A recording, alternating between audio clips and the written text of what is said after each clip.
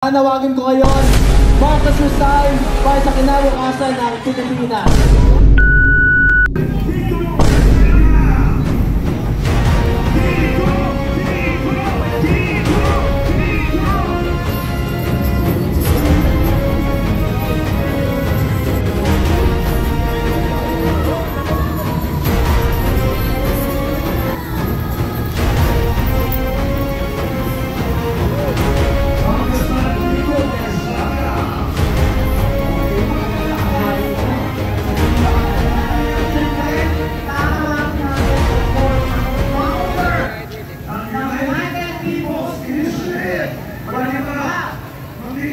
Retired General Sir Romeo Potis.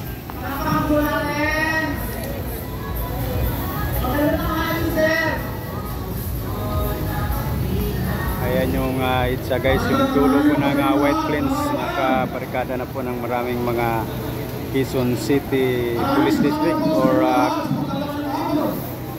QCPD.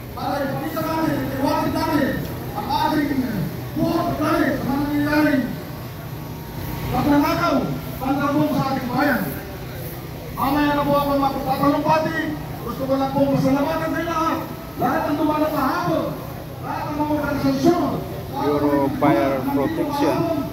Nandito tayo ngayon. Bagong araw may sama mayapang protesta para sa kabutihan ng ating bayan. Ako po ay isang veteranong general. Pero patuloy pa rin magiging sundalo ng ating bayan. Dahil ang ating mga bayan ay nagturusa at lumunuha. Napakaganda ng ating bayan, napakayaman ito. Pero ito ay nilinapastangan ng mga ilang mga namuguno sa atin. Marami ang mga Pilipino ang lugmok sa kahirapan. Marami ang namatay sa nagtang bagyo, nalunod. Pero yung mga pera ang dapat para sa atin, para sa kabubuti ng ating bayan, ay nilipastangan, ninakaw ng mga taong ating mga pinagkakatiwalaan. Kaya muli, maraming salamat po sa inyong lahat, mga kababayan.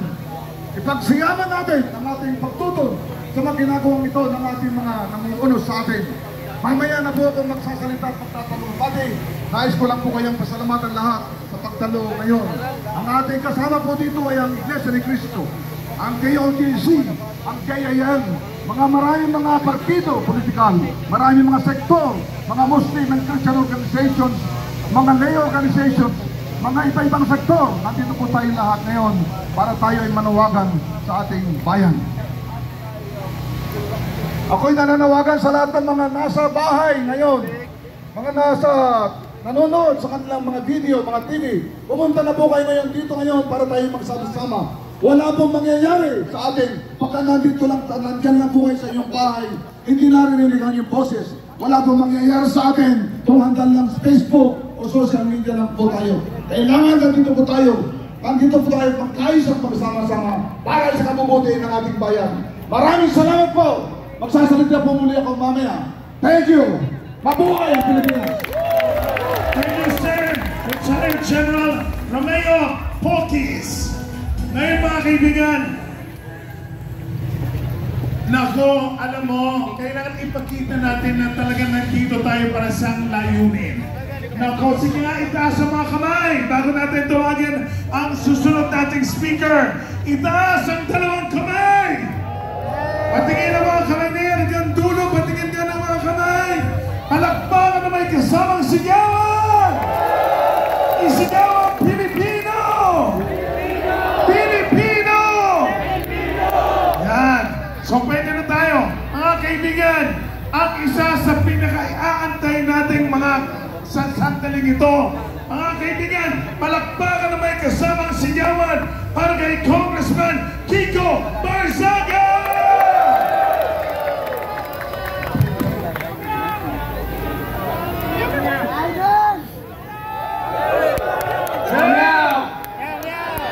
May good news tayo this week. Nilaglag na ni Zaldico si President Marcos at si former House Speaker Martin Romualdez. At ang panawagan ko ngayon, lahat kayo sumama na dito, lahat na nanonood ngayon, punta na kayo dito. Kasi hindi na natin kaya ng 3 taon pa ng pamamalakad ni President Marcos doon sa Malacanang, hindi na kaya ng ekonomiya natin, hindi na kaya ng bansa natin na si Marcos ang presidente. Kaya panawagin ko ngayon, Marcos resign para sa kinabukasan ng Pilipinas. That will be all. Have a great day, everyone. I'm happy to meet all of you. God bless you all. God bless the Philippines. Maiksi lang talaga yan sa pagsalita.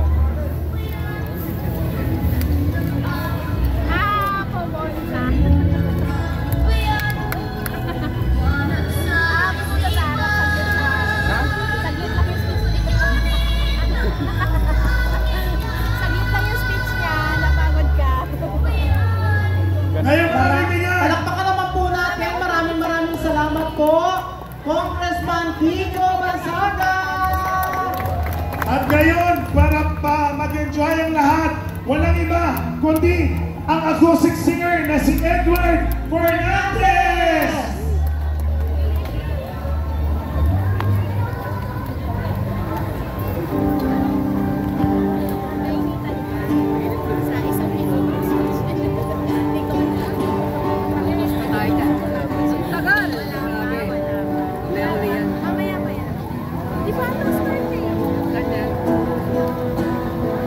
Mayroon ng monitor. Magandang hapon mga kababayan, magandang hapon po sa inyo. Ako po si Edward Fernandez, wala pa kayong mga kamay, kunyari close tayo. Isang mapagpalang hapon sa inyo lahat at isang mapagpalayang hapon para sa ating lahat. Palakpakan niyo naman ang malayang Pilipino. Palakpakan natin ang mga Pilipino na patuloy na lumalaban. Di ba? Lumalaban sa araw-araw, gumigising.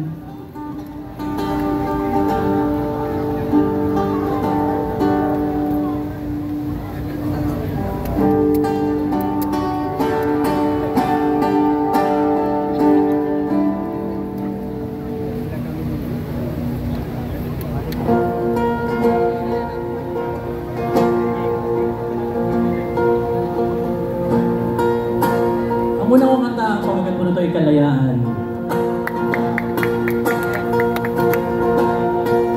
Gusto niyo bang malayang Pilipinas? Gusto niyo bang malayang Pilipinas sa korupsyon? Sino ang may gusto ng malayang Pilipinas? Sigaw ang may gustong malayang Pilipinas sa korupsyon.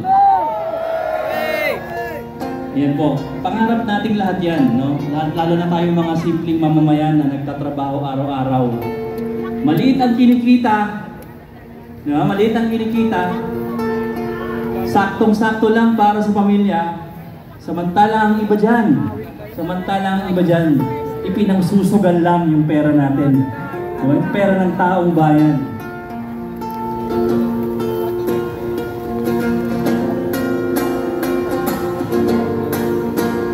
Ito po'y Kalayaan. Pwede ba masasabayan niyo ako ng ito lang yung lyrics